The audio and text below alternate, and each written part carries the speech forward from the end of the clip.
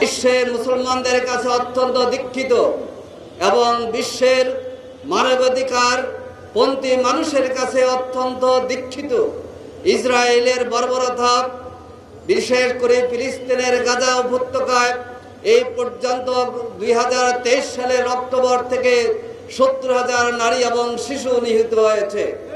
অনেকে অবরুদ্ধ হয়ে আছে, তারা খাদ্য পাচ্ছে না। বাচ্চাদের ছবি দেখে আমাদের কান্না আসে।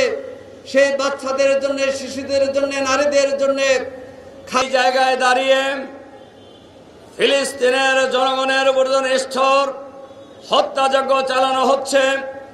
এর প্রতিবাদে আমরা ইতিপূর্বেও বহুবার বক্তব্য রেখেছি। আমরা লক্ষ্য করছি নিষ্ঠুর ইসরায়েলি বাহিনী ফিলিস্তিনের গাজায় একের পর এক নিষ্ঠুর গণহত্যা পরিচালনা করছে। আপনারা লক্ষ্য করেছেন এই গণহত্যার লক্ষ্য বস্তুতে পরিণত শিশু, এই গণহত্যার লক্ষ্য বস্তুতে পরিণত হয়েছে ফিলিস্তিনের সাধারণ জনগণ।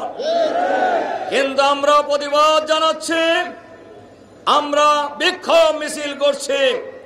সারা দুনিয়া এই হত্যাকাণ্ডের বিরুদ্ধে, এই গণহত্যার বিরুদ্ধে, এই নারী নির্যাতনের বিরুদ্ধে, এই শিশু হত্যাকারীদের বিরুদ্ধে ফুঁসে উঠেছে। সর্বশেষ আপনারা লক্ষ্য করেছেন গতকাল যে ত্রাণবাহী জাহাজে নৃশংসভাবে হামলা পরিচালনা করা হয়েছে। 500 অধিক গণ অধিকার কর্মীকে, ত্রাণবাহী জাহাজের কর্মীদেরকে গ্রেপ্তার করা হয়েছে।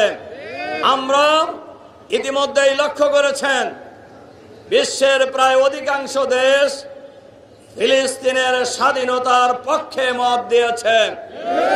ফিলিস্তিন গাজাকে আলাদা রাষ্ট্র হিসাবে স্বীকৃতি দিয়েছে। কিন্তু বিশ্বের মরল বলে খ্যাত এই দেশটি একের পর এক এই ছোট্ট ইসরায়েলকে শস্ত্র দিয়ে সাহায্য করে, সমর্থন জানিয়ে, এই মুসলমানদের রক্ত নিয়ে এই ত্রাণবাহী জাহাজের কর্মীদেরকে অবিলম্বে মুক্তি দিতে হবে, নইলে বাংলাদেশ লক্ষ্য করেছেন আজকে বাংলাদেশ সরকারের পক্ষ থেকেও ইসরায়েলের এই গণহত্যার নিন্দা জানানো হয়েছে, তাদেরকে মুক্তি দেওয়ার দাবি জানানো হয়েছে। আমরা সাথে সাথে আরো এই কথা ঘোষণা করতে চাই, যতদিন ফিলিস্তিন স্বাধীন না হবে ততদিন মুসলমানদের লড়াই অব্যাহত থাকবে ইনশাআল্লাহ। প্রথম কথা হচ্ছে, আজকে নেতানিয়াহু ইসরায়েলের গাজার উপরে যে নিষ্ঠুর নির্যাতন চালাচ্ছে ফিলিস্তিনের উপরে, এই সুযোগটা পেয়েছে আমাদের মুসলিম রাষ্ট্রগুলোর তথাকথিত নেতৃবৃন্দ, যারা মূলত ইসরায়েলের দালাল।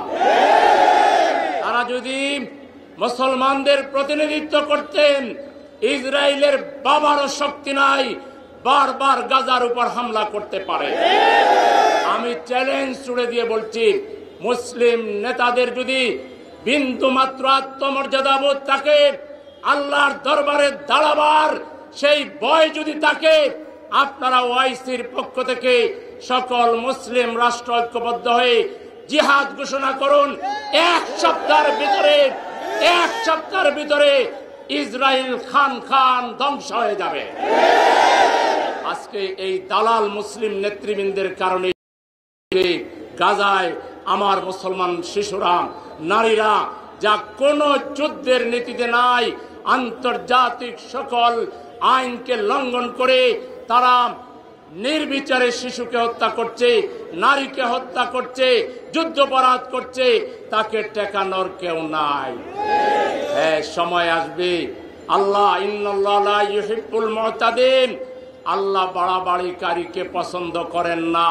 খুব শীঘ্রই ইনশাআল্লাহ সেই সময় আসবে, নেতানিয়াহু নমরুদ ফেরাউনের চাইতে ভয়াবহ করুণ পরিণতির সম্মুখীন হতে হবে। আমরা আবারও ওআইসির কাছে দাবি জানাবো, আপনারা যথাযথ পদক্ষেপ নেন। ওআইসিকে একটা টুটো জগন্নাথ হিসেবে এইভাবে রেখে মুসলমানদেরকে মার খাওয়ার সুযোগ না দিয়ে যদি কিছু করতে না পারেন, আপনারা ওআইসি ভেঙে দিন। যেসব রাষ্ট্রের মুরাদ আছে তুরস্ক সহ, আপনারা আলাদা নতুন মুসলমানদের জোট গঠন করেন, জিহাদ ঘোষণা করেন। আমরা বাংলাদেশ সহ সারা দুনিয়ার মুসলমানরা জিহাদের জন্য প্রস্তুত আছি। আপনারা কি জিহাদের জন্য প্রস্তুত আছেন?